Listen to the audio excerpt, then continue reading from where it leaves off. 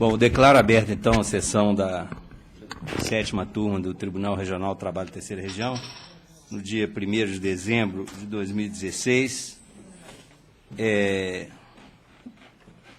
Nós, como houve um problema com o carro do desembargador Paulo Roberto Castro, ele vai atrasar um pouco, então nós vamos dar início com os processos que ele não participa. Então, que o trio seja trio julgador.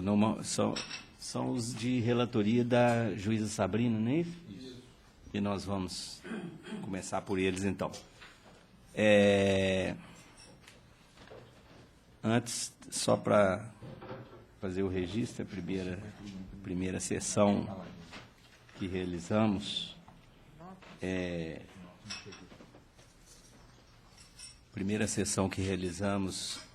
após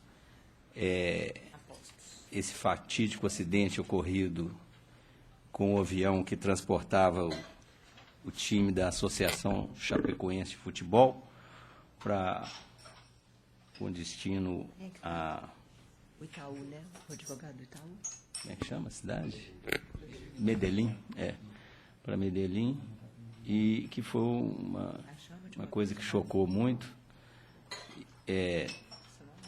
não apenas os brasileiros, e os próprios colombianos, mas também toda a comunidade desportiva mundial, né? Então, as manifestações estão ocorrendo, então eu não poderia deixar de fazer uma manifestação aqui também na 7ª turma, de consternação, profundo pesar, e pedir que seja enviado a essa agremiação esportiva em Chapecó, Santa Catarina, a nossa manifestação de muito pesar pelo acontecimento.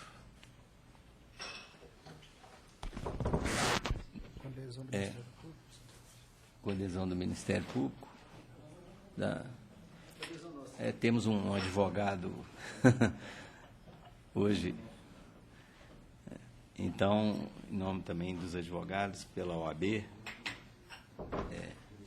enviando para lá. Passo, então, a palavra ao secretário para o pregão, observadas essas restrições. Primeiro que tem que seguir as instâncias de Divinópolis, mas o advogado ainda não está lá. Não está lá? Mesmo assim? Não, vamos passar, esperar. 51 da pauta, processo 324/2014.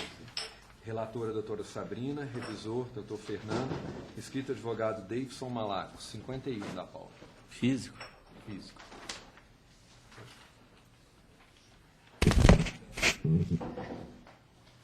Posso, presidente? Só um minutinho. Deixa só... porque hoje eu não trouxe o pendrive, então vou ter que entrar. Só um minutinho. Onde que é que eu entro aqui mesmo? Na sua... No EJUS. Ah, tá. Isso. 7ª. Ah, não, então é outro ícone. Esse é o que eu entro. É o da secretária. Eu não estou afeito com esse computador. O computador muda o ícone. Acho que eu já entrei aqui, não entrei? Então acho que é aqui, ó. No íconezinho do... Ah, da turma, né? É esse mesmo. É esse, tá né? certo.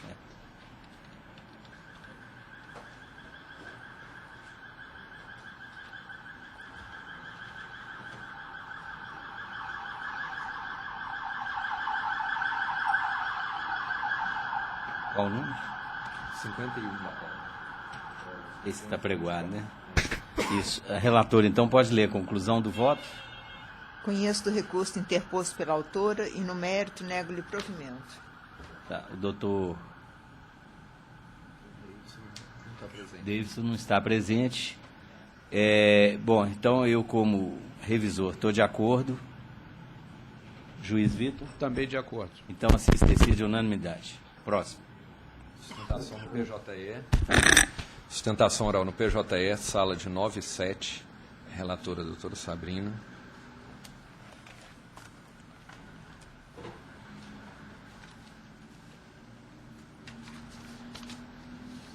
Qual que é o problema?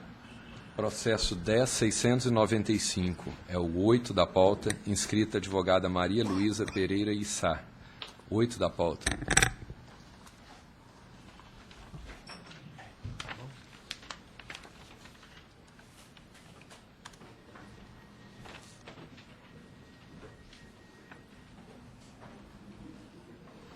Relatora para a conclusão. Conheço do recurso interposto pela Unimed e, no mérito, dou-lhe parcial provimento para restringir a equiparação salarial ao período em que a obreira exerceu o cargo de vendedor externo, ou seja, de 1º de maio de 2014 até a rescisão, limitando-se a apuração da parcela às diferenças observadas a título de salário base, com exclusão das verbas de cunho personalíssimo. E b. Estabelecer que, nos períodos contemplados pelas folhas de ponto anexados ao feito, as horas extras devem ser apuradas a partir desses documentos, permanecendo incólumes os demais critérios e parâmetros de jornada fixados na decisão, para fim de cômputo da parcela nos demais períodos. Conheço do recurso adesivo interposto pela autora e, no mérito, dou-lhe provimento para determinar que o cômputo das horas extras, objeto de condenação, deve se pautar pela extrapolação concomitante dos módulos diário e hebdomadário 2015. de duração do trabalho, horas extras excedentes da 8ª e da 44ª semanal, prevalecendo o cálculo mais benéfico à obreira.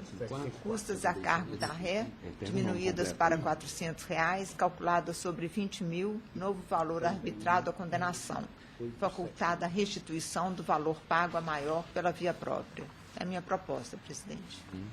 Tá, com a palavra, doutor. Senhores desembargadores, um bom dia a todos, caros colegas, bom dia. Eu vou fazer uma breve retrospectiva do recurso ordinário aqui. Vou pular o ponto das horas extras, tendo em vista a decisão da doutora Excelência, da doutora Sabrina.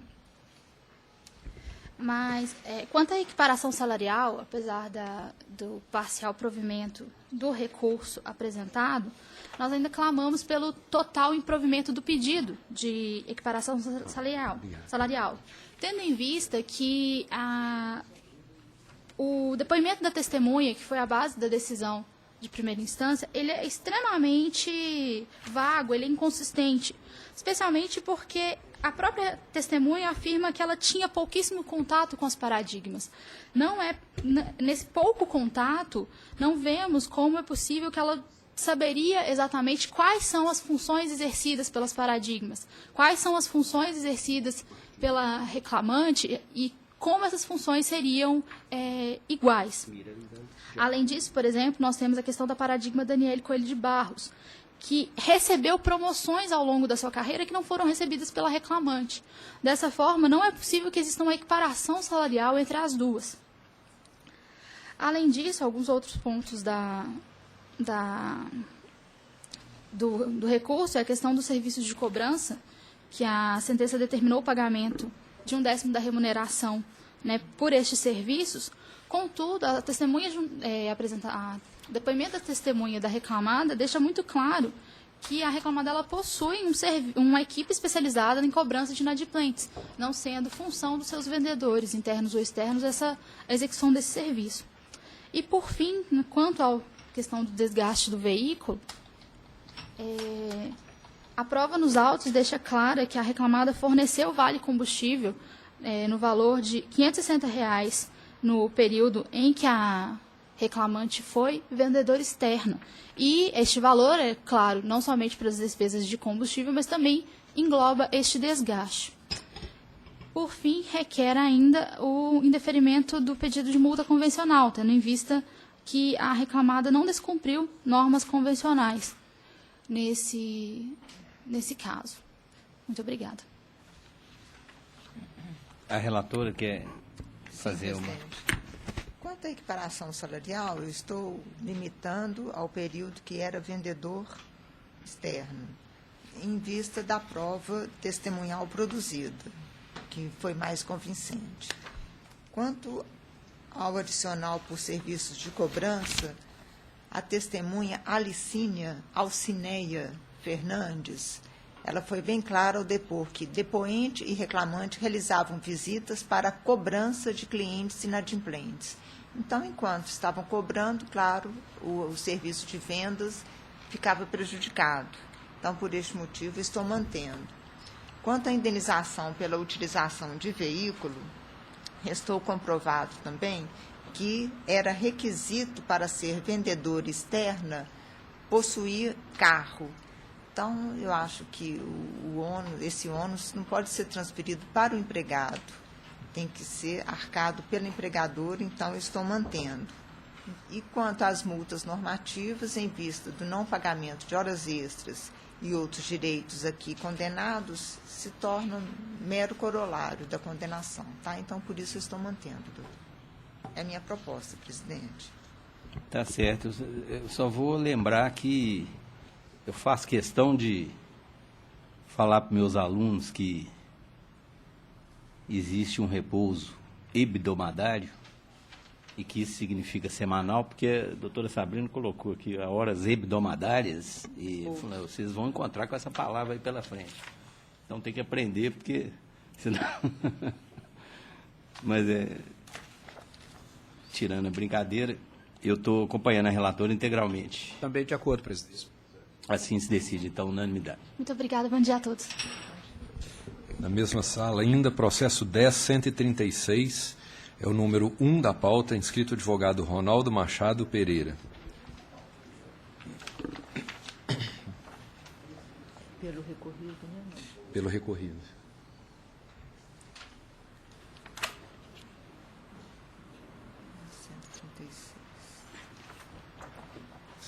Recorrente, Sindicato dos Trabalhadores, Sindicato dos Trabalhadores. Ah, tá. Relatora, para a conclusão. Eu conheço do recurso ordinário aviado pelo sindicato autor e, no mérito, nego provimento. Doutor, vai falar? Se houver alguma eventual divergência, doutor, Tá. com licença. Vai aguardar, então, né? Vou aguardar isso. Tá. Eu, como revisor, estou acompanhando. Também Doutor Vitor, também? Então, unanimidade, decide conforme o voto da relatora. Muito obrigado, doutor. Bom trabalho a todos. Obrigado, o senhor também. Continuando na mesma sala, processo 10.554, número 6 da pauta. Inscritos os advogados Denner Sarafim Mater pelo reclamante e Rogério Andrade Miranda pelo reclamado. 6 da pauta. 6 da pauta. O Denner é a distância. Provavelmente não. Ele fez a inscrição, mas não me disse que era a distância, não. Ah, não? Porque esse processo já foi anulado, ele fez de lá de Passos. Outra vez. Não, ele até ligou na secretaria, mas ele ainda falou assim, eu tenho que chegar aí quanto tempo de antecedência?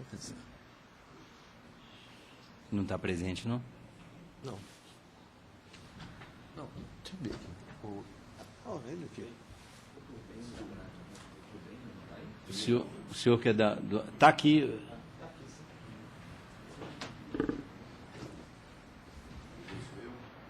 Quem é pelo reclamante? Então, o senhor fala primeiramente que são os dois recorrem, então o reclamante em primeiro lugar. Espera, a relatora primeiro vai ler a conclusão do voto.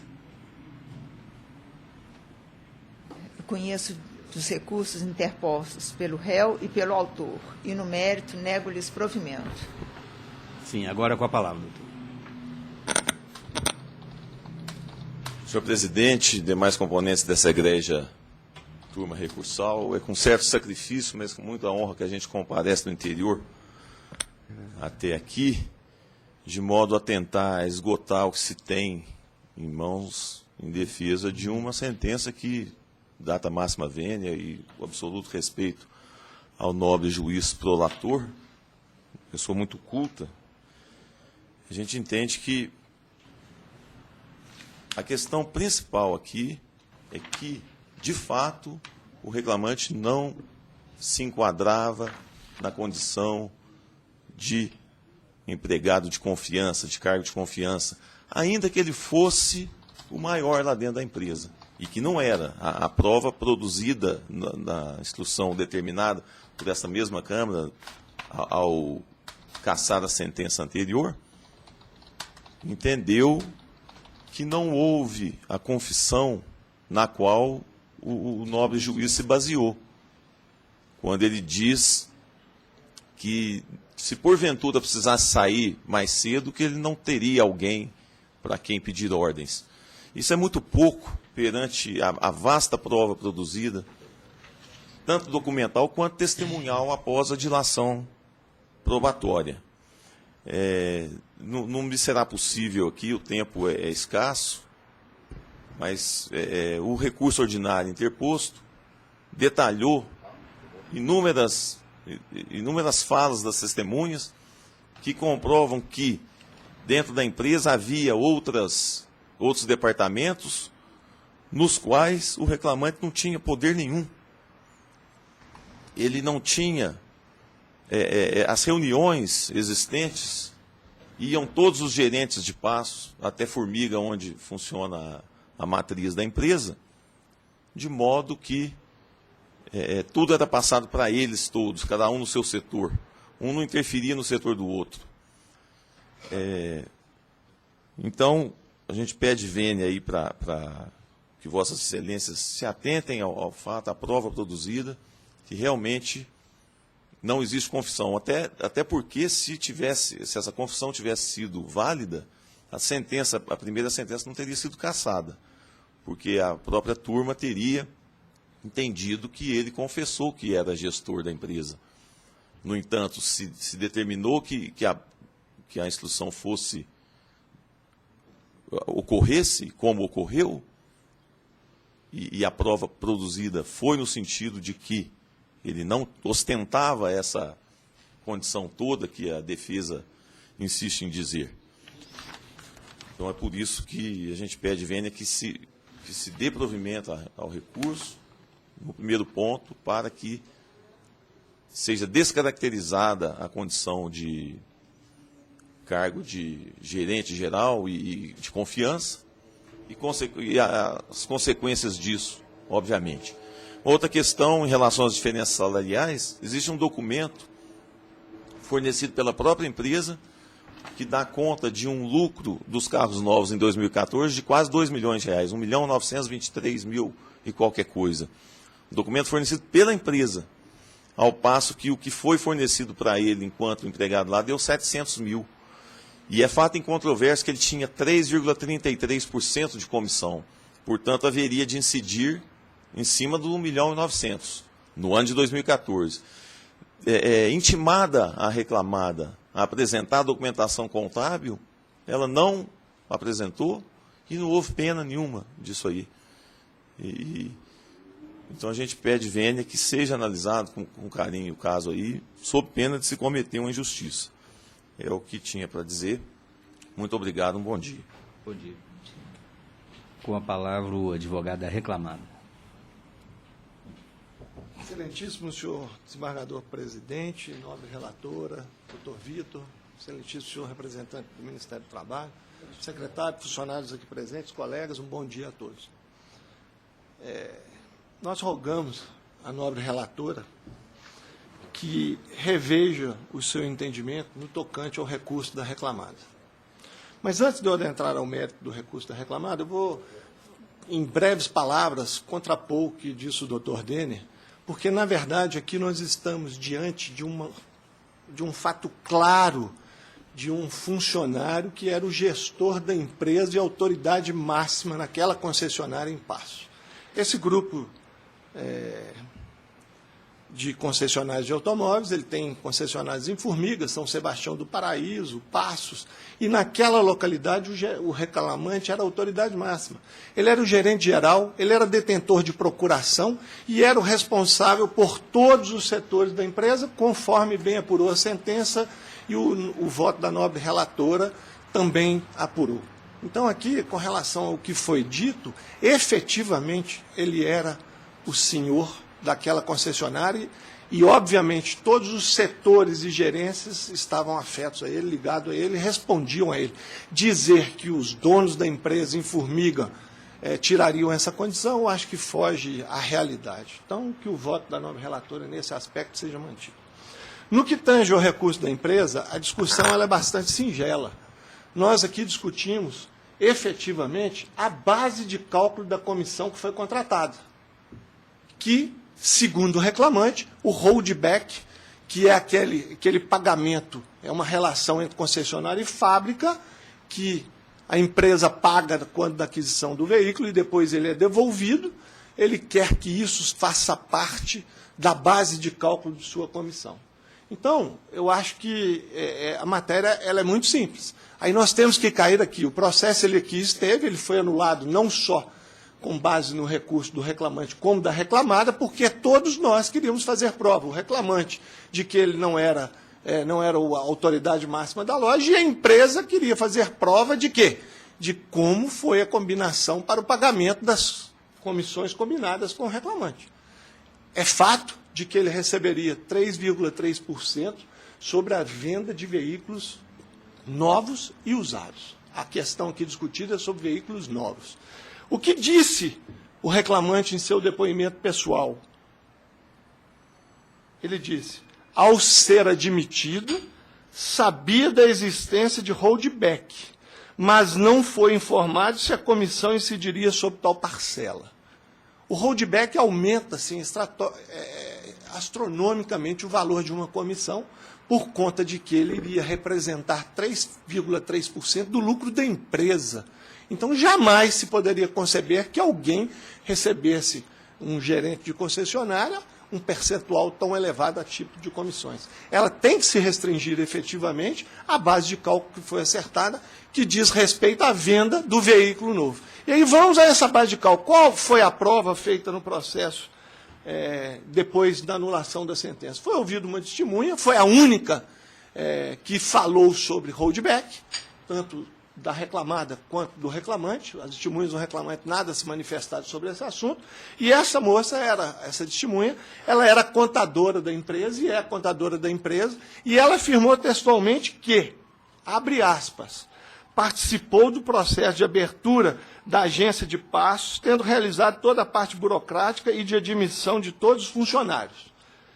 A seleção para a contratação dos funcionários foi realizada em Passos. E disse mais ela ainda: estava presente na reunião que resultou na contratação do reclamante. Prova ocular de como foi feita a combinação entre as partes. E continua a senhora Tamires: estava presente, além da depoente, o senhor Carlinhos, que era o preposto naquela ocasião. Não se recorda de outra presença. Ouviu que a combinação salarial era sobre o valor da nota fiscal de venda. Então, a nota fiscal de venda, o holdback já está embutido nela. A combinação, segundo a testemunha, que ela ouviu como foi a contratação. E lembro, de novo, o reclamante disse que sabia do holdback, mas não se recordava se ele fazia parte da contratação ou não. Continua, senhora Tamires. Que ouviu que a combinação salarial era sobre o valor da nota fiscal de venda de carros novos e usados, descontadas as despesas de venda. Continua ela: tipo bonificação dada ao cliente e outros descontos, tipo insulfilme e um tapete. Foi informado também que o holdback não incidirá na base de cálculo das comissões. Esse tipo de informação é passado a todos os gerentes que ganham sobre lucratividade geral. E em outra parte do seu depoimento, ela diz que em todas as casas da empresa ninguém recebe holdback. Então, acho que a prova, com a devida vênia do entendimento da nobre relatora, ela é cabal. Se nós aqui estamos discutindo base de cálculo de contratação, existe uma prova testemunhal que diz expressamente a metodologia do cálculo, preço da nota fiscal de venda menos as despesas ocorridas naquela contratação, não há como manter-se a sentença recorrida, com a devida vênia. Então, em face dessas considerações, pela demonstração cabal, repito, o reclamante disse que foi informado do holdback, mas não sabia se ele estava incluído na forma de sua contratação. E a testemunha que presenciou a contratação, cujo depoimento não tem qualquer mácula, não foi feito qualquer contradita, afirma exatamente a forma de contratação. Está provado de que o holdback não faz parte da parte comissional do reclamante e que a base de cálculo tem que obedecer, como foi obedecido, esses ditames aqui escritos. Então, com face nessas considerações, rogamos que a nobre relatora reveja o seu posicionamento e, mesmo se ela assim não o fizer, que os demais votantes não a acompanhem nesse aspecto, é o que se pede e o que se espera. Muito obrigado pela atenção. Devolvo a palavra à relatora. Pois não, presidente. Com relação ao rollback, a questão o recurso da reclamada é só em relação ao rollback. Antes de entrar na natureza desse rollback, o doutor bate muito que o reclamante foi avisado que ele não receberia as comissões sobre o rollback. Realmente, a prova é nesse sentido. Quem presenciou a contratação depois, falando que ele não receberia o rollback, não receberia comissões sobre o rollback, mas também a gente tem que olhar o seguinte: vai contratar um empregado, vira para ele e diz assim, olha, você vai trabalhar horas extras, mas você não vai receber as horas extras. Então, a gente tem que ver o direito, tem que ver a natureza da parcela para falar se ele tem direito ou não. Não adianta a empresa fixar, você não vai receber comissões sobre essa parcela. Não, tem que ver o direito dele. Então, ultrapassado isso, esse rollback, ele é um percentual pago pela concessionária a produtora, não, a fabricante. Variava de 1% a 3%. Por outro lado, a comissão que o empregado oferia era sobre a diferença entre o valor vendido, o valor do produto, o valor do carro e o da nota fiscal. Além disso, o rollback, como foi sobejamente comprovado aqui nos autos, o rollback, ele integrava o valor da nota fiscal. No final, dentro de 1 a 3 meses, a fabricante devolvia esse rollback para a concessionária. E a concessionária recebia esse rollback limpinho e a comissão não integrava, a comissão não era paga sobre esse rollback. Então, eu acho que, nesse momento, o vendedor ele sofria um prejuízo, sim, porque para vender o produto dele ficou mais caro, a comissão dele foi diminuída e depois a concessionária recebia o rollback e entrava como lucro para ela. Então, a comissão do reclamante não era sobre o lucro da empresa, era sobre a diferença entre o valor vendido e o valor da nota fiscal. Então, eu acho que houve prejuízo, sim. Então, por este motivo, eu estou mantendo a sentença de primeiro grau. Senhor presidente, pela ordem. Quanto a... Só um minutinho, doutor, só para finalizar aqui. Quanto às horas extras, também restou comprovado, fartamente comprovado, que o reclamante, ele era o próprio representante da empresa na cidade de Passos. Ele tinha autonomia de horário, ele chegava e saía a hora que bem entendia, ele podia fazer seu horário e, além do mais, ele tinha uma procuração pública para assinar pela empresa, para representar a empresa na cidade em que trabalhava, na cidade de Passos. Então, eu não vejo como não considerá-lo como um cargo de extrema confiança e não propenso a horas extras. É a minha proposta de voto, presidente. É o quê, doutor? Matéria de fato? De fato. Porque a última colocação que a doutora Sabrina fez é exatamente isso. O valor, a base de cálculo é exatamente essa. O valor da nota fiscal de compra menos o valor da nota fiscal de venda e possíveis despesas como insufilme. É exatamente isso. Então, a forma que está sendo colocada aqui é o seguinte: não é mais valor de compra da nota fiscal, porque o rollback já estava ali dentro. Se ele comprou uma nota fiscal por R$10 mil a título de exemplo, o rollback já estava embutido ali. Aqui agora, na visão do juiz e da nobre relatora, nós estamos aqui, peraí, o rollback estava lá, mas eu tenho que decotá-lo mudando a base de cálculo dessa diferença. Porque se 10 já contém... Se a base de cálculo é a nota fiscal de compra menos a nota fiscal de venda, se o rollback já está aqui dentro, não tem diferença. Muito obrigado. Pois não, matéria de fato pode.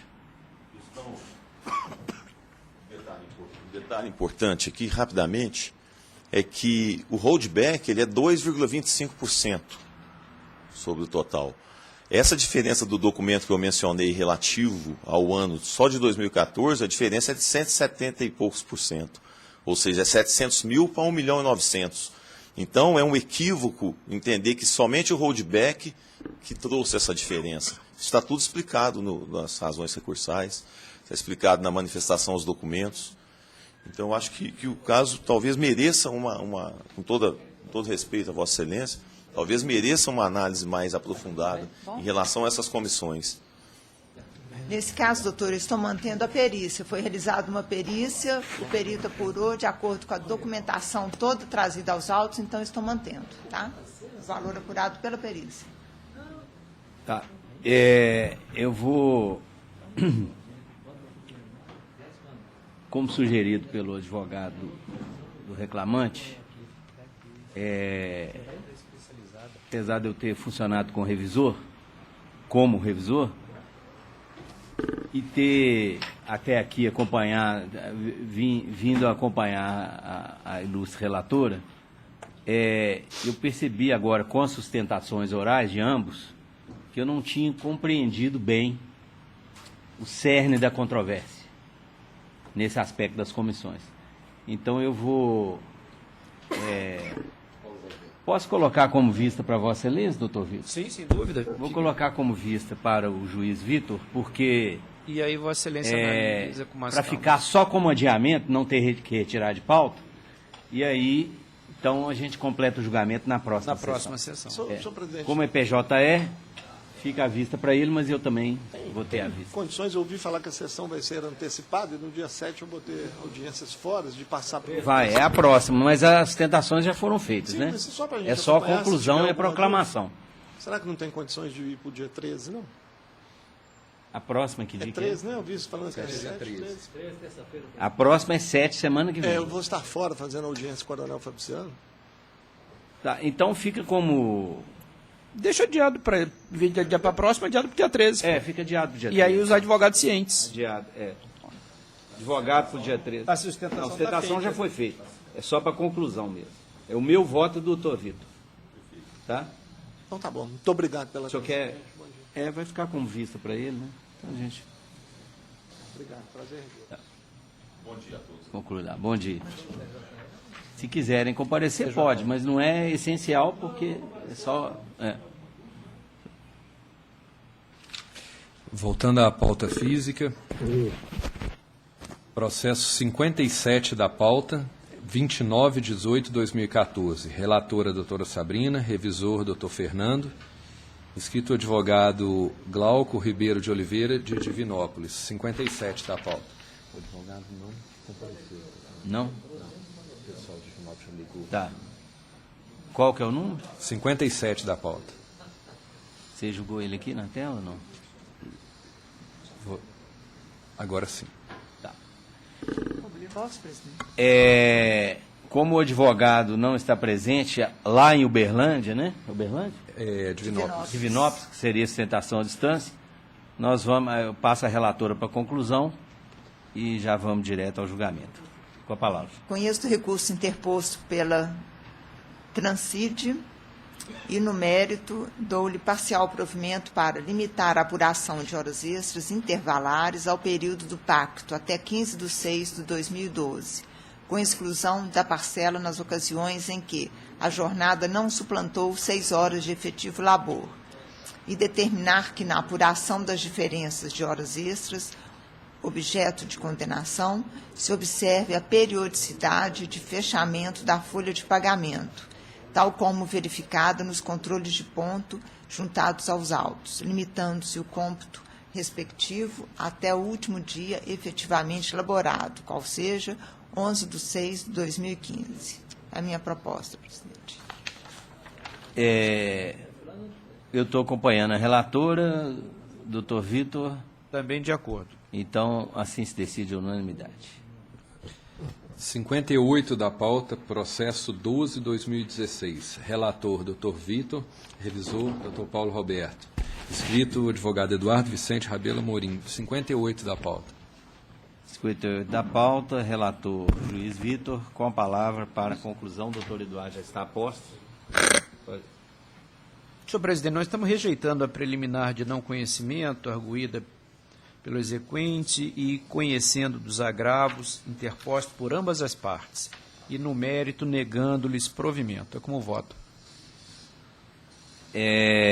Doutor Eduardo tem a palavra para sustentação. Pelo exequente, né? Exequente. Tá. Senhor presidente, demais convidados da Secretaria da Turma, senhor procurador, senhores funcionários, colegas. O único ponto do nosso recurso seria com relação a um equívoco material quando dos cálculos. Nós fizemos até uma citação como exemplo, porque a respeitável decisão, ela fixou as horas extras seriam apuradas de acordo com a presença. Então, exemplificativamente, no mês de novembro de 2008, foram 20 dias laborados. E no ponto registra isso, em que pese ele não é aplicado com relação à jornada, mas sim com relação à presença. Mas, no laudo pericial, foram apenas apurados 19 dias, como de horas extras. Então, somente com relação a esse ponto. Não, que eu já Devolvo a palavra ao relator. Senhor presidente, eu estou mantendo a decisão agravada no particular e mantenho o voto. Segundo votante, Sou eu, né? desembargador Paulo Roberto. Presidente, bom dia antes de mais nada. Bom dia a todos. Desculpe pelo atraso. Eu já votei, eu estou acompanhando o voto do relator. Está acompanhando a juíza Sabrina. De acordo, presidente. Também está acompanhando, assim se decide unanimidade. 41 da pauta, processo 1457-2014. Relator, doutor Fernando. Revisor, doutor Vitor. Inscrito advogado Eduardo Vicente Rabelo Amorim. 41 da pauta. 41. Eu sou o relator. Eu conheço dos recursos. A reclamante recorre e também o Banco Santander. Eu conheço dos recursos, exceto o do reclamado, no tocante aos reflexos das horas extras sem aviso prévio e multa de 40% do FGTS, quanto à aplicação da OJ 394 da SDI 1 do TST. No mérito, eu nego-lhes provimento, mas observando que será aplicado o divisor 180 na apuração das horas extras ante a renúncia manifestada pela parte autora e aqui homologada. Senhor presidente, nesse caso aqui, restou a equiparação salarial quanto ao recurso da reclamante. Nós entendemos que houve efetivamente uma prova do fato constitutivo do direito com relação ao exercício da função de supervisor, coordenador de atendimento, a nomenclatura não importa aqui no caso, com relação ao equiparando Vitor Alves, a prova foi exatamente no mesmo sentido que tanto a reclamante, recorrente, quanto o dito paradigma, exerciam essas funções e, inclusive, faziam a mesma função em outras unidades do próprio reclamado. Quanto ao Heloísio, o labor era exatamente o mesmo e ainda nas mesmas agências quanto ao porte. E Maria Lúcia, testemunha, declarou que trabalhou com ela e ela trabalhou no PAB de Contagem, fazia a função de supervisor ou coordenador de atendimento. Então, seria nesse sentido, pedindo vênia ao entendimento de Vossa Excelência, pedindo o provimento para acrescer a condenação das diferenças salariais pela equiparação. Tá, nesse aspecto, eu analiso sob as exigências do artigo 461 da CLT, e eu verifico pela prova testemunhal, que foi a única testemunha ouvida, que o depoimento dela não traz um convencimento quanto à identidade de funções, porque a própria testemunha admite que tinha conhecimento do cargo ocupado pelos paradigmas, mas não de suas efetivas atribuições, uma vez que ela, depoente, testemunha, prestava serviço na agência Santa Luzia ao passo que os modelos estavam lotados em outras agências. Ou seja, o depoimento dela não se voltou para os comparandos, reclamante e paradigma, mas se voltou pelo que ela sabia genericamente das funções de supervisores e coordenadores de agências em geral, sem apontar especificamente quais eram as atribuições da reclamante e dos paradigmas. Então, eu entendi que não ficou provada essa identidade absoluta de funções, que é o que é exigido. No caso, a equiparação salarial, a exigência é essa, é personalíssima, né, entre os comparandos. Então, eu destaco aqui também que a própria reclamante, em depoimento pessoal, declarou que dava suporte em outras agências, inclusive naquelas em que Maria Lúcia e Heloísa trabalhavam, Contagem e Savassi, respectivamente, o que ocorria por curtos períodos, de uma semana a um mês. Assim, ao que tudo indica, a recorrente apenas prestava auxílio aos supervisores coordenadores em suas funções, o que não permite concluir pela identidade funcional alegada. Então, eu estou afastando, mantendo a sentença, inclusive, no aspecto, e negando provimento ao recurso da reclamante, assim como também nego ao do reclamado. O revisor aqui, o juiz... Eu acompanho Vossa Excelência. E o terceiro, doutor Estou de acordo Paulo. também, presidente. Assim se decide, então, unanimidade. Muito obrigado, bom dia, bom trabalho para Bom todos. dia. 37 da pauta, processo 460-2015. Relator, Dr. Fernando. Revisor, Dr. Vitor. Inscritos os advogados Davidson Malaco Ferreira e Gustavo de Aguiar Ferreira Alves. 37 da pauta. Doutor Gustavo? Fala por quem? Reclamante recorrido. Reclamante recorrido. Bom, eu vou ler a conclusão. Eu conheço do recurso, que é da empresa, né? E no mérito, nego-lhe provimento. Aí, o senhor fica à vontade. Se quiser falar ou aguardar. Se não for haver divergência, não vejo por que tomar o tempo de Vossa Excelência. Se puder só antecipar a conclusão do voto. Tá, como voto o revisor? Eu sou o revisor, eu estou de acordo. E doutor Paulo também. É unânime, então. Integralmente negou o Isso. provimento em relação Negou o ao provimento. Assim se decide. O recorrido agradece a atenção de Vossa Excelência. 3 da pauta, processo 258-2015. Relator, Dr. Paulo Roberto. Revisora, doutora Sabrina. Inscrito advogado Fábio Eustáquio da Cruz. 3 da pauta. 3. Chega na conclusão para mim. Paulo. Sobe. Relator.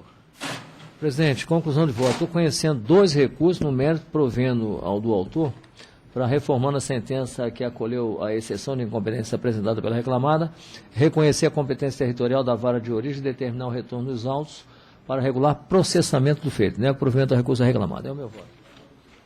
Doutor Fábio, se quiser manifestar... Ou... Só um instante. Vou manifestar, não essencialmente sobre o mérito. Excelência, senhor presidente. Mas se é sobre mérito, a questão... Sim. Não, mérito da exceção. Sim. Senhores desembargadores, senhores juízes, ilustres representantes do Ministério Público, senhores secretários. Como o senhor disse no início, doutor Fernando, em que tantas coisas surpreendem, essa é uma das situações em que uma sentença de exceção de incompetência teve recurso das duas partes. O juiz achou uma terceira opção, que não a que uma queria, nem a outra para proferir. Gostaria de pedir que os demais juízes acompanhassem o voto do ilustre relator. Presidente, essa é aquela, salvo engano da minha parte, que eu estou aqui com esse computador me dando um trabalho danado. Essa é aquela discussão da... Eu não sei se nesse aí que tem uma divergência da Sabrina, é esse que tem uma divergência sua, né? Não é não? Não é, né? Então já lembrei o que é. É aquela questão, ficar batendo com a cabeça na parede, né? Embora, eventualmente, sempre aparece uma decisão do TST no sentido de aplicar o capítulo 651, né? Mas tem várias decisões do próprio TST e eu até já discutimos aqui várias, não, já tem o voto de cabeça todo. Inclusive, eu vinha votando, né? Sempre tentando, né, de acordo com o caso concreto, ver a aplicação ou não, né, da competência territorial, como fala a própria CLT. Mas vinha sendo vencido e acabei por me curvar até para não criar expectativa desnecessária para o jurisdicionado. Então, aquela aplicação, presidente, que Vossa Excelência conhece também, de acessibilidade, o princípio de acessibilidade judiciária, e hoje está praticamente difundido que o autor, o reclamante, normalmente, ele acaba, embora não seja foro optativo, não é foro de eleição, mas a jurisprudência tem caminhado no sentido de permitir que o processo seja ajuizado no local de melhor acessibilidade para o ex-empregado. É mais ou menos assim como eu votei, presidente. A juíza Sabrina é revisora, com a palavra. Presidente, eu fico vencida porque agora está virando, apesar do desembargador ter falado o contrário, mas está virando foro de eleição, não legal. Então eu fico vencida porque eu já sei o entendimento da turma, né? Eu até concordo, entendeu, doutor Sabrina? Eu até concordo, porque nós até discutimos isso aqui lá, não sei se o Fernando estava presente, o presidente, o desembargador Fernando, é a questão realmente, até a gente fala assim, por que então não revoga logo esse artigo 651? Revoga. Porque cria exatamente isso aí, ó. Cria isso aí. Mas hoje a jurisprudência praticamente é uníssono, no sentido de acatar o foro competente com aquele de melhor acessibilidade em função do princípio constitucional, de acessibilidade judiciária. Então, o voto foi nesse sentido. Não que eu, neste caso aqui, mas não que eu estou dizendo absolutamente, é isso aí, tem que ser assim. Porque às vezes existe até abuso. Às vezes existe até abuso no juizamento da ação. Mas me parece que não é esse aqui o caso. Então a doutora Sabrina diverge. Eu fico vencida. Porque o foro aqui, o juiz mandou para Teresópolis, a reclamada queria Rio de Janeiro. Sim. O reclamante Belo Horizonte. E ele mandou para Teresópolis. Exatamente. Onde fica a Greja, aí... Eu mandaria para o Rio de Janeiro. Eu acho que o juiz aí deu razão ao reclamante. Ele foi buscar um dos lugares onde ele trabalhou. Agora, não se pode dizer que ele trabalhou só lá. Nem mais lá do que nos outros lugares. Já reclamar, a coerência da reclamada... A essência do trabalho dele é o aspecto volante. A coerência da reclamada era o local da contratação. A coerência do reclamante era qualquer um dos locais por onde ele trabalhou. Exato. Então, para mim, a regra geral da CLT é essa. É a que o reclamante quer. Então, por isso eu estou acompanhando o relator. Vencida a juíza Sabrina. E até tem uma discussão muito interessante, hein, presidente? No tempo que eu... porque ele não tinha um local fixo de trabalho. Mas eu tenho até uma discussão muito interessante que todos conhecem, quando eu estava lá em Lafayette, que é a questão das horas em itinere. Então, o trabalhador sendo transportado e às vezes atravessa vários municípios e ele não trabalha em nenhum deles. Aí criou essa discussão de que, inclusive, se é tempo à disposição, artigo 4 CLT, ele poderia ajuizar, inclusive, no município que ele nem tem nada a ver com a contratação, nem que ele trabalhou. Mas é uma discussão à parte essa, Pelas horas em itinere. É isso. Então, assim se decide por maioria vencida. Juiz Sabrina, próximo. 26 da pauta, processo 25/2016. Relator, doutor Fernando. Revisor, doutor Vitor. Inscrito advogado Carlos Otávio de Novaes. 26 da pauta. Ô Gilberto, o Pedro gerou, ele saiu para você? Saiu as anotações para você? Ele um agravo. Ele me ligou, né? Você me avisa, então, o quê? É um agravo de petição. Aliás, são 2 agravos, Eu conheço 2 agravos. Um da Vale e outro da Arcades, Logos. E salvo o da primeira executada na questão alusiva ao índice de correção monetária. E no mérito eu nego o desprovimento. Custas pelas executadas, no importe de 44,26. Com a palavra, doutor. Bom dia a todos. Vai falar por quem? Eu vou falar pela Arcades. Deve ser a primeira reclamada. Que loucura. Bom dia a todos. Bom dia, presidente. Bom dia a todos presentes. Eu vou combater somente no que tange as horas extras apuradas pela perita. Que quando foi realizado, elaborado os cálculos, a perita não foi clara na apuração das horas extras, tendo em vista que não respeitou o comando judicial, que estabeleceu a jornada do reclamante de segunda a sexta, das 5h50 às 20 horas, e aos sábados, de 6 a 16. sempre com 1 hora de intervalo entre a jornada. Apesar de ser feito pedido de esclarecimento pela reclamada, a perita continuou inerte, não esclarecendo o que foi pedido pela primeira reclamada. Ao contrário, a primeira reclamada apresentou seus cálculos e deduzindo seus cálculos de folga, férias e feriado de afastamento, o que não foi feito pelos peritos. A outra forma de combater a elaboração desses cálculos seria os honorários periciais, que foi estabelecido em R$3.000, que entende a reclamada acima do que estabelece a Lei 10.537. Pede-se a reforma. Bom, quanto ao cálculo das horas extras, eu, examinando o cálculo homologado, eu verifico que a perita observou a jornada de trabalho fixada no comando sentencial, vide folhas 459 e o quadro de folhas 424, demonstrando as horas excedentes de forma minuciosa, conforme folhas 429 e 433. Eu verifiquei que foram excluídos os dias de folga e as férias gozadas comprovadas nos autos. Inclusive, ela esclareceu isso às folhas 452. Desse modo, eu mantenho. Quanto aos honorários periciais, eu submeto ao colegiado. Eu estava mantendo. Realmente, eu acho R$3.000, para falar a verdade, honorários periciais, contábeis, eu acho um valor relevado. Mas eu respeitei o critério do juiz e submeto à turma. Se quiser reduzir, não me oponho. Passo a palavra ao revisor. A proposta de voto, Vossa Excelência, é muito equilibrada e faz justiça ao que está sendo executado. Eu estou acompanhando. Está acompanhando, doutor Paulo. Também? Então, doutor, prevalece a minha conclusão, unanimidade. 44 da pauta, processo 1675-2013. Relator, doutor Fernando. Revisor, doutor Vitor. Inscrito, o advogado Carlos Otávio de Novaes. 44 da pauta.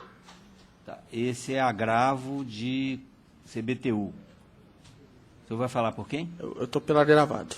Agravante, né? Não, agravado. Agravada? A Nesse empresa? caso. Não, a empresa João que é Batista agravada. ou João ou a Batista. Protec? João Batista. Tá certo. Eu não estou conhecendo o agravo de petição de folhas 998/1000 da CBTU por não se encontrarem delimitadas de modo justificado as questões e valores impugnados e ante a preclusão verificada em desfavor da própria agravante, que eu explico aqui no voto.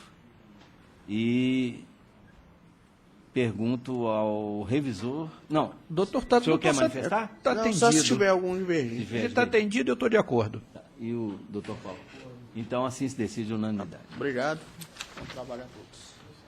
Sustentação oral no PJE.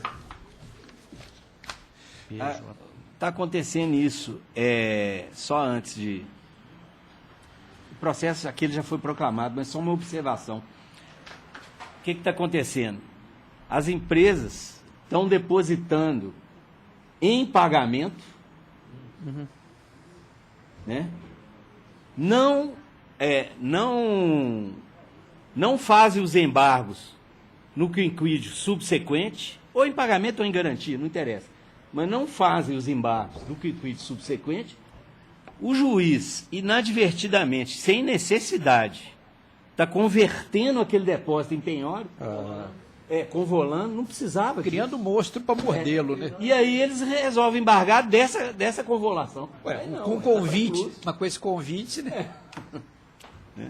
Eu até, presidente, eu até olhei atentamente isso, né? Porque nós temos um posicionamento, estou falando nós, né? Alguns posicionamentos de ciência de penhora, né? Pois é, mas como a própria empresa fez o depósito, Ela tem ciência. ela tem ciência. E ela tem que pagar nos 5 dias. E é a regra do E 84, né? Não, e é um prazo legal, que nem as partes nem o juiz podem alterar. O que acontece quando há a retenção pelo bacen justo? Doutor Paulo, 9 anos. Ele primeiro captura, depois é que faz. Aí é diferente. Que aí ele que fez. Esse não seria o caso. Bom, próximo. E a empresa eventualmente nem sabe, né?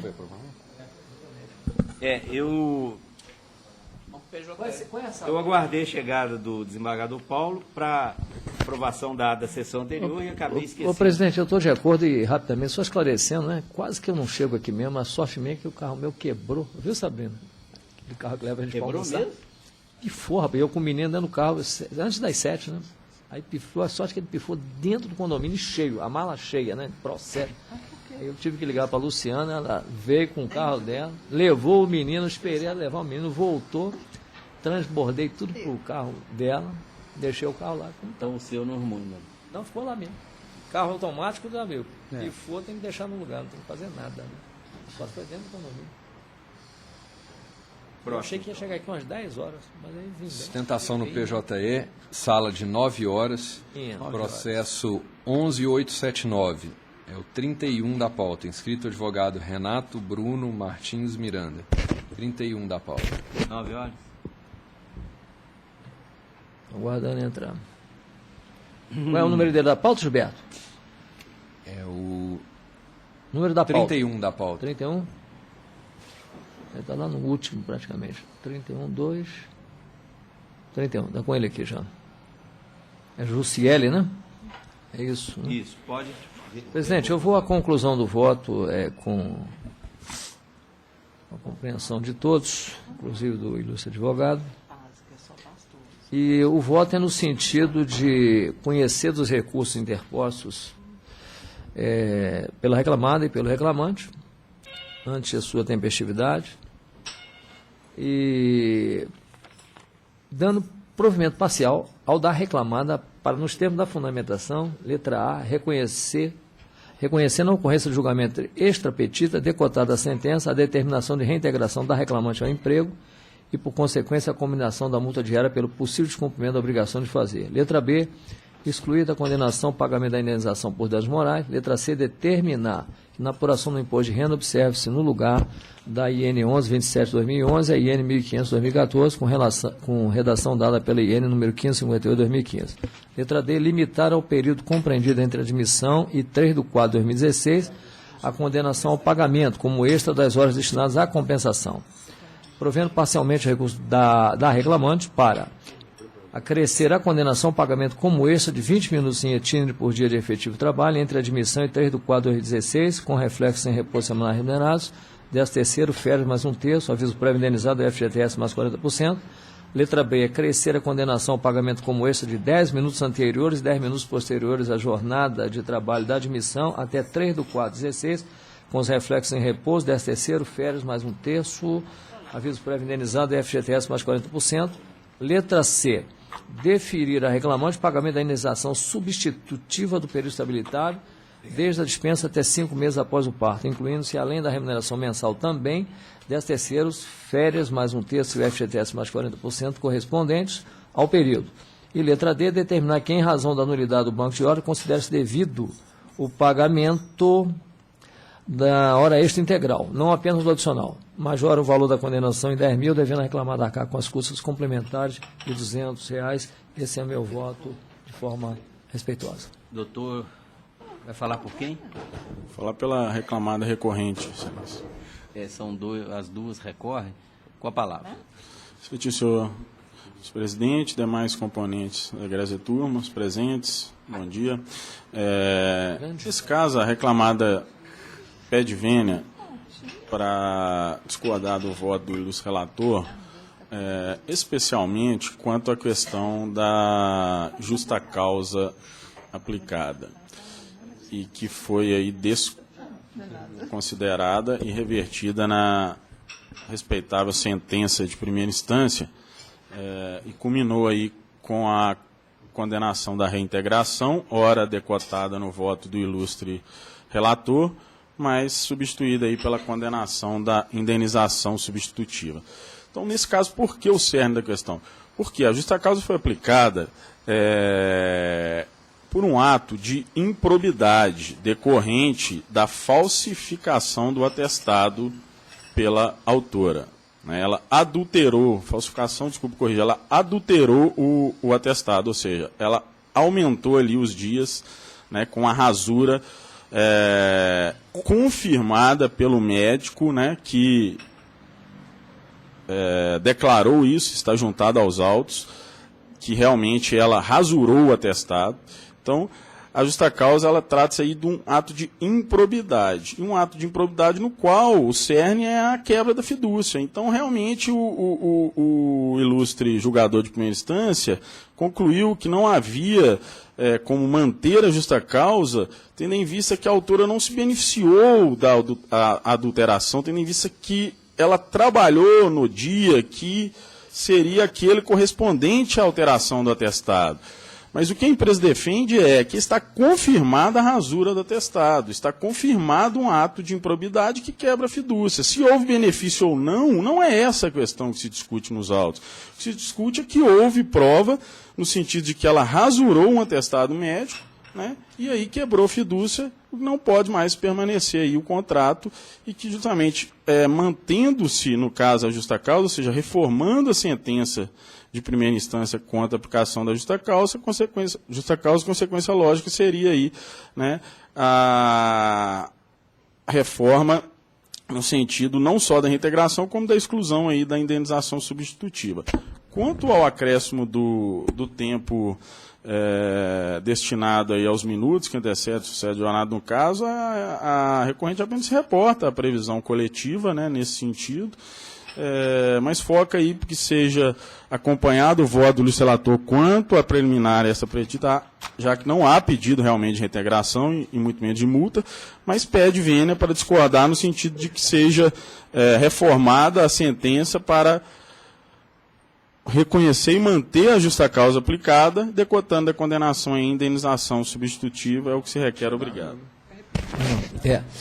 Presidente, rapidamente, só esclarecendo, e nós temos realmente, todos nós temos uma grande preocupação, doutor, quando se trata, já foi julgado aqui, inclusive na turma, processo em que envolve rasura de atestado. Mas nesse caso aqui, especificamente, eu faço retratar no voto exatamente o posicionamento do juiz na análise da prova. Então, não há, claro, dúvida que houve rasura no atestado, isso aí o próprio juiz fala isso. Agora, o problema é a questão da comprovação da autoria, que não há confissão da reclamante nesse sentido. E a prova dos autos revela, e aí que me parece que o ponto que eu faço coro com o juiz de primeiro grau, de que a reclamante, pela prova dos autos, revela que ela estava dispensada ao cumprimento do trabalho no dia 27 de outubro de 2016, ou seja, por um dia antes da rasura. Faço aqui a menção às folhas do documento.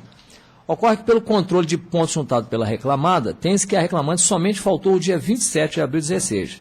Isso é o juiz que diz. Trabalhou normalmente dia 28, que seria o dia supostamente acrescentado na rasura do atestado médico. Trabalhou. Tem-se, portanto, que não houve interesse da reclamante em rasurar o atestado médico. Como relatado anteriormente, a falta passiva de gestão do contrato de trabalho por corpo do empregado deve ser robustamente provada, o que não foi o caso dos autos. Ou seja, não há nos autos motivo suficiente para que a reclamada ali aplicasse a pena máxima resolutória, que aqui está resilitória equivocadamente, né? Realcei esse detalhe. Então, presidente, eu tô aí mantendo a sentença nesse tópico, né? E o que foi dito pelo ilustre advogado nas demais questões analisadas, eu estou mantendo o voto também, porque não altera meu entendimento. Mas submeto, claro, ao colegiado o exame. Doutora Sabrina, como vota? Estou acompanhando, presidente. Tá, eu também estou acompanhando. O juiz colocou muito bem aqui, eu estou verificando o seguinte, que além dessas questões que o relator já abordou, tem uma coisa aqui que me chamou a atenção na sentença, o juiz expõe aqui a controvérsia, e ele diz que a empresa dispensou por desídia. Né? E não tem nada a ver com o enquadramento que agora é proposto. Então, além de não ter sido apurada a autoria e dela não ter se beneficiado, porque ela trabalhou e tal, ainda tem essa questão. E eu estou acompanhando o relator, assim se decide a unanimidade. Obrigado. Eu não voto não, presidente, é cogitação apenas, ainda que fosse, né, se a pessoa trabalhou no dia, é uma modalidade que se equipara aí a um arrependimento eficaz, ad argumentando um tantum. Certo. Né? Mas não é o caso. Não né? Aí ele falou o ad argumentando. Que não se demonstrou que ela que tenha rasurado. Bom, então já proclamado, decidido, próximo. Sessão de 9 e 9, relator doutor Vitor. Na mesma sala? Não, sala de 9 e 9. Desculpe. Relator doutor Vitor. 9, né? É o processo 10754, o número 5 da pauta. Inscrito o advogado Renato Bruno Martins. O 5? 5 da pauta. Mas 9 e 7? 9 e 9. 9 e 9. Ah, tá, 9, Quem tinha sido anunciado em Sala Grenário. Qual que é o número da pauta? 10754. Ah, 10, é o primeiro. É o primeiro. Relator está apto? Ainda não, está abrindo, já abriu, presidente. Aqui, ó. Estamos com ele aqui. Avimar, recorrente, recorrida. Avivar Alimentos e Nelisete Aparecido. É o próprio. A nossa proposta é de conhecer de ambos os recursos e negar-lhes provimento. Com a palavra. Justiça, guarda presidente, demais companheiros da grande turma. Nesse caso, a questão elementar é com relação às horas itinere. E o foco do recurso é no sentido da existência da previsão, né, em convenção coletiva, no sentido de que, com base na teoria do conglobamento, foi-se pactuada aí a típica transação, concedendo-se benefícios e pactuando que o tempo ali destinado ao deslocamento através de veículo fornecido pela empresa, mas friso facultativo, esse que poderia ser utilizado aí outros meios de transporte, não deverá ser computado. E acrescido ao fato, principalmente, de que a empresa realmente não se localiza aí em local de difícil acesso, né? E não estariam aí presentes os requisitos oferidos aí a hora itinere. É o que você quer, obrigado. Nesse caso eu não participo, devolvo a palavra ao relator. Presidente, é aquele caso da súmula 41 desta Corte, né, invalidando a supressão das horas itinere por norma coletiva. Eu estou mantendo o voto. Como voto? Eu estou acompanhando, hein, presidente? Acompanhando, doutora Sabrina? Acompanho, presidente. Tá, então prevalece o voto do relator, unanimidade. Assim se decide. Próximo. Sessão de 9 horas e 9 minutos, relator doutor Vitor. Processo 11.221, para sustentação oral, doutora Clarice Melo da Mata. Mesma sala? Mesma sala. Qual? 11.221, né? 11.221. 11.221 é da relatoria. É o 12 da nossa pauta. É a relatoria do juiz Vitor. 11.221. Já está apto a ler a conclusão? Estou sim, presidente. Pode ler a conclusão, então? Aqui. Sem divergência. Só um pouquinho, então. Tá aqui sobre. Da Sabrina.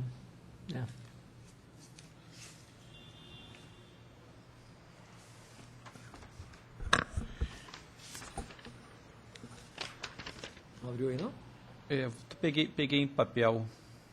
Que a nossa conclusão é longa, eu peço um pouquinho de paciência a Vossas Excelências, é no sentido de conhecer dos recursos ordinários interpostos pelas partes e dar provimento parcial ao apelo da reclamante para reconhecer o vínculo de emprego diretamente com a segunda reclamada, Anglo-American, que deverá anotar a CTPS da obreira com os dados pertinentes e condenar as reclamadas solidariamente ao pagamento de diferenças salariais pela aplicação dos reajustes estabelecidos nos acordos firmados pela segunda reclamada e reflexos cabíveis, inclusive PLR, FGTS, etc.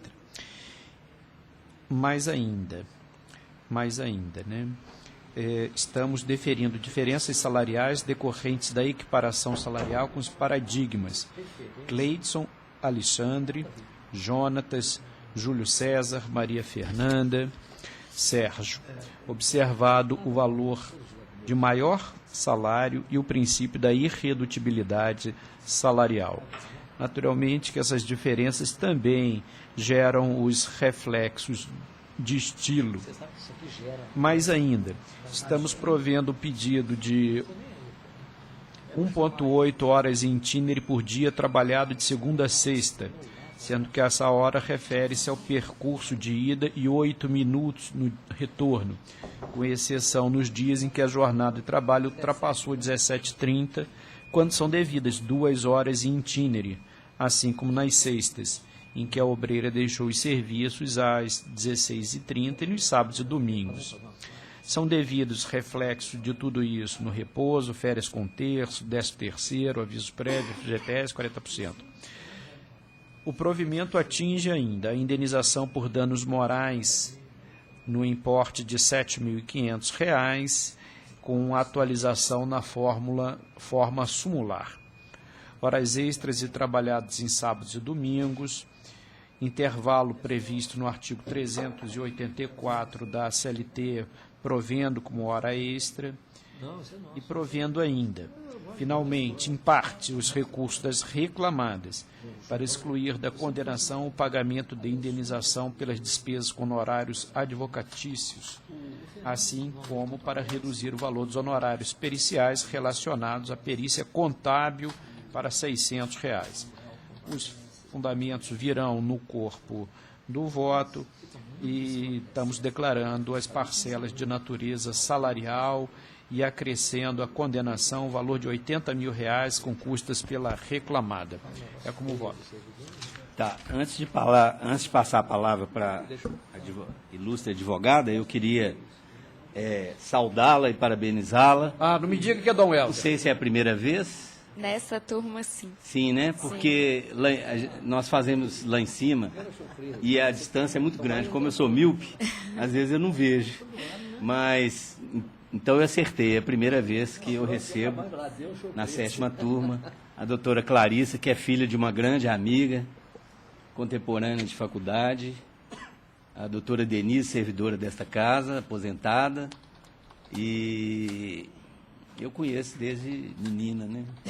Segue nesta condição, presidente. E já tinha tido notícia. O tempo só passa para Vossa Excelência, a doutora está salva. Já tinha tido notícia de que ela estava fazendo sustentação oral aqui pelo desembargador Rogério Vale Ferreira, e recentemente, e agora, para minha grata surpresa, ela está aqui atuando na turma. Eu, então, louvo essa sua performance já vitoriosa na advocacia e te passo a palavra. Vai falar por quem? Pela Anglo-American recorrente. Pela Anglo-American, com a palavra. Primeiramente, bom dia, obrigada, senhor presidente, pelas palavras. É uma honra estar pela primeira vez aqui nessa turma. A minha sustentação hoje, eu vou limitar, apesar de termos vários temas no voto do relator, quanto ao reconhecimento de vínculo. Não sei se nós temos divergência nesse ponto, mas vou apenas fazer uma breve explanação sobre o tema. Vários são os processos envolvendo empregados da primeira reclamada Tetra Tech em face da Anglo-American, nesse mesmo sentido de reconhecimento de vínculo. Em vários deles já tivemos êxito em demonstrar a ausência de vínculo, principalmente porque o que acontece? Praticamente todos os empregados que foram demitidos da Tetra Tech passaram a ajuizar a ação pedindo reconhecimento de vínculo com a Anglo. Inclusive, vários deles nem mesmo trabalhavam no objeto do contrato entre as empresas. Então, isso se tornou uma prática, inclusive, normalmente pelo mesmo advogado, na tentativa de reconhecimento de vínculo entre os reclamantes e a Anglo-American. Nesse caso, especificamente, a reclamante confessa, em depoimento pessoal, que as atividades que ela exercia era de controle de qualidade das obras que a Anglo-América contratava para a construção de sua planta de minério lá em Conceição do Mato Dentro. Ocorre que a Anglo-América contratou diversas empresas de construção civil para realizar obras, inclusive fora da planta, que é uma das atividades da reclamante, como passarei a expor em sequência, e contratou a Tetra Tech para fazer a fiscalização do controle de qualidade dessas obras, sendo que a Anglo-América, por ser uma empresa que o objeto social dela e a atividade realmente preponderante é a de extração de minério de ferro, extração e beneficiamento de minério de ferro, não tem nem mesmo conhecimento seus empregados para realizar o controle de qualidade de obras de construção civil. Isso não estaria nem na atividade fim da Anglo, muito menos dentro do conhecimento dos seus prepostos. Ocorre que a reclamante, peço vênia para citar um pequeno trecho do seu depoimento pessoal, em que ela diz: a depoente atuava meio-dia em campo, meio-dia no escritório, que nas duas funções exerceu a atividade, era o controle de qualidade das obras e, por isso, quando ia a campo, verificava as obras, a documentação e, se necessário, dava treinamentos a contratadas terceirizadas. Ora, excelências, como que uma empresa que tem, né, até hoje, como atividade principal a extração e beneficiamento de minério, vai dar treinamentos em atividades de construção civil? Realmente não nos parece que seria uma atividade que poderia ser reconhecido como atividade da Anglo. Entre outros detalhes, a reclamante, inclusive, afirma que a maioria das atividades que ela exercia eram em uma subestação externa, casas de reassentamento e unidades básicas de saúde, todas elas obras da Anglo, ou seja, obras que a Anglo teve que fazer na cidade para poder, né, até mesmo compensar a exploração de minério que seria feita ali em Conceição do Mato Dentro. Nem mesmo essas obras seriam para viabilizar o negócio da Anglo, sendo que, inclusive, consta expressamente obras em unidades básicas de saúde, o que não tem nenhum tipo de relação com a atividade da Anglo. Entre outras questões, gostaria de salientar sobre a subordinação também alegada pela reclamante. A reclamante alega que tinha subordinação direta com os empregados da Anglo, mas ela mesma afirma, de maneira inclusive contraditória, que era subordinada à Anglo e também era subordinada à Tetra Tech. Ora, o que se verifica é que a reclamante era subordinada aos empregados da Tetra Tech, inclusive o senhor Júlio Viegas, que é o que ela mesma, em depoimento pessoal, diz que era o coordenador do seu setor de qualidade, a quem ela respondia, e, obviamente, havia uma fiscalização do contrato pela Anglo-América, até mesmo dentro do seu papel de fiscalização, que é comum em contratos de prestação de serviço. Inclusive, a testemunha ouvida pela reclamante salientou que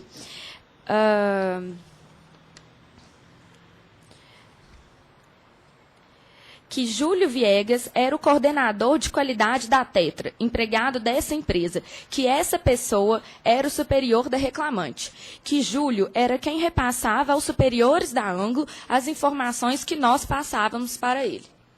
Ora, a própria testemunha da reclamante reconhece que a subordinação direta dele e da reclamante eram o senhor Júlio, empregado da Tetra Tech, e que, inclusive, esse senhor Júlio era quem repassava as informações para a Anglo-América.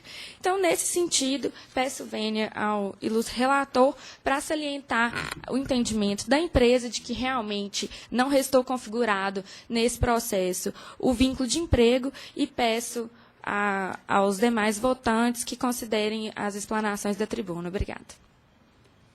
Devolvo a palavra ao relator. Senhor presidente, Vossa Excelência, às vezes não, Vossa Excelência é sempre muito generoso na abordagem pessoal e considerando a pessoa para além do profissional. Mas eu tenho que convir com Vossa Excelência, não é definitivamente do meu estilo, mas a sustentação da digna advogada impressiona, né? Trata-se de um profissional que promete, se é a primeira vez que vem a tribuna na 7ª turma, certamente também o é em outras turmas, e Vossa Senhoria sustenta com uma segurança incomum para um jovem profissional. Uma jovem. E, de mais a mais, também o fato de ir aos pontos precisos para o que estamos em julgamento. Mas a questão de... Enfim, por essa razão, eu imagino que a senhora tem uma carreira muito venturosa pela frente. Obrigada, relator. A experiência aqui nos permite antever essas questões. Tomara que seu talento seja recrutado para a magistratura. Não, eu vou voltar para a advocacia. O senhor vai, né? É. Bem, mas quanto à questão posta em julgamento, não podemos comungar do entendimento esposado na tribuna, porque o serviço prestado pela trabalhadora definitivamente estava vinculado à atividade empresarial, ainda que ela não se ativasse na prospecção, mas porque era uma atividade que criava os suportes necessários estruturais para que o trabalho fosse desempenhado. Aliás, outra não é a verificação feita pela auditoria do trabalho. A doutora denuncia várias demandas porque a realidade era esta, né? A auditoria fiscaliza quase que 500 casos de trabalhadores impropriamente contratados por pessoa interposta, ativados na produção central. A prova dos autos comunga deste entendimento e por esta razão eu estou mantendo o voto. O segundo... Ô, presidente, eu ouvi atentamente, me lembrei claramente também, né, porque primeiro eu voto no processo em casa, depois reexamino, né, até na véspera para ver se tem divergência. Esse processo aqui da Ângulo, essa empresa, outra empresa, me chamou bem a atenção realmente, né.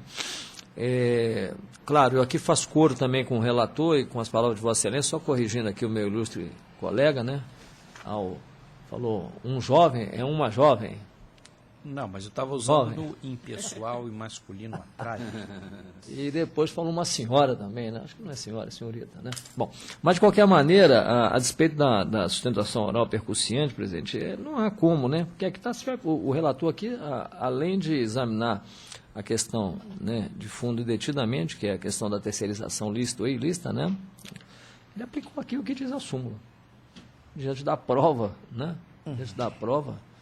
E o fato da própria depoimento da reclamante, que foi ventilado pela sustentação oral de, né, ora dizer que estaria subordinada a uma, ora estaria subordinada a outra, né, a ângulo, né, a outra. Eu não vi, né, talvez que fosse suficiente para afastar primeiro o conteúdo da própria súmula, né. E o que eu acho é o seguinte, presidente, essa questão tormentosa dos dias atuais, né, que envolve terceirização, né, de atividade fim, que nós estamos aí numa corrida, doutora. Uma corrida entre o Supremo e o Congresso, né? Quem vai dizer primeiro o que todos nós já sabemos que vai ser dito, né? Mas até lá, a Justiça do Trabalho aqui, cabe a ela examinar exatamente o que diz a jurisprudência majoritária e se há ou não há, se pode ou não pode. Meio pode, fim, examina-se. Se é fim, e me parece que nos autos ficou demonstrado isso pelo voto da eminente relator. Então, eu peço vênia à justiça advogada, estou acompanhando o voto do relator. Há uma divergência nesse processo, salvo engano, né? Porque aqui, presidente, ela pediu indenização por danos morais, por assédio moral e discriminação sexual. O assédio moral não foi demonstrado. A discriminação sexual foi. Diz que a prova testemunhal foi clara aqui, falando que as mulheres eram menos promovidas do que os homens. Por mim, sinceramente, eu não daria nada, porque é um direito potestativo da empresa, a empresa promove quem ele quer, quem merece. Mas, como a prova aqui foi um pouco contundente demais, o juiz fixou a indenização em 7.500. Eu reduziria para 3.000, porque banheiro ela não provou, banheiros em condições precárias ela não provou. Então, só ficou o problema da promoção, da discriminação na promoção. 7.500 eu acho que está muito pesado, salvo melhor juízo. Digno presidente, demais votantes, eu fico confortável com a proposta de voto, né? São vários casos comprovados, né? Vários casos comprovados. É uma empresa de grande porte, que tem um número de empregados muito expressivo e tem que cumprir o seu papel social, dando oportunidades a todos os trabalhadores de acesso. Trata-se de uma condenação pedagógica e que dentro desse perfil, dentro desse aspecto que estamos considerando, R$ 7.500 é para hoje insustentável em termos é insuficiente, melhor dizendo, em termos de caráter pedagógico. Mas ainda, seria minimamente a retribuição correspondente a uma eventual promoção ao longo do tempo. Então, me parece que data vênia da divergência é muito adequado para o caso. Eu deixo, então, ao critério aqui do eminente revisor. Eu acho que, presidente, que a gente não pode se imiscuir dentro, na empresa. A empresa sabe quem promove, quem merece ser promovido. Então, eu não sei, 7.500 eu acho muito. A gente determinar, não, tem que promover mulher também. Não, as coisas não são assim. Tem que ver, tem um processo, né, para examinar e tudo mais. Por causa disso, eu fixaria em R$ 3.000. Presidente, normalmente eu acompanho a divergência, né? Mas nós acompanhamos aqui, a turma tem saído de forma unânime em determinados aspectos. Agora, eu confesso que eu ainda não tinha passado por mim até hoje um processo exatamente quanto a essa tipificação, né? Então, para mim é o primeiro. Normalmente nós aqui... Agora, eu acho que a questão aí não é nem que se pode ou não pode, quem ela quer ou quem ela não quer. Eu acho que isso está fora de cogitação, né? A questão não é essa. Se a prática empresarial é assim. Agora, até porque a gente fala até, não somos nós que falamos, mas é notório hoje, né, nas estatísticas feitas, inclusive, pelo IBGE, né, que a mulher ainda tem a remuneração inferior, não se discute por quê, inferior aos homens, né? Uma das principais razões é essa, né? O acesso, né? Então, Vossa Excelência pode observar que neste processo eu não acompanhei a divergência. Eu vou fazer coro com o relator neste processo. Tá, então, vencida parcialmente a juíza Sabrina. Pediu vênia a minha ilustre colega. Terceira votante, no caso, que reduziria para R$ 3.000 o valor da indenização por danos morais, e nos demais aspectos prevalece o voto do relator. Então, apenas com essa divergência vencida, e assim se decide. Muito obrigada, bom dia. Obrigado, parabéns.